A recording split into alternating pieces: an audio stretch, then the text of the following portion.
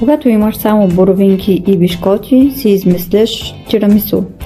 Тук си правя крем с пудра захар, сметана и нишесте, за да се скъсти, за да мога после да го залея. Ето тук още боровинки за другия крем.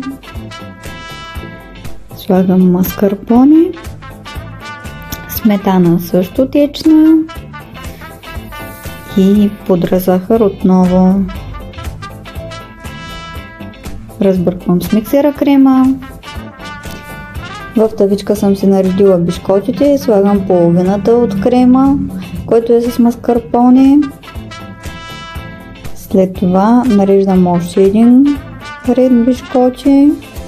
Слагам другата част от крема. И накрая си заливам с боровинковото сладко. Май стана доста вкусничко. Ето го крайния резултат. Брутален.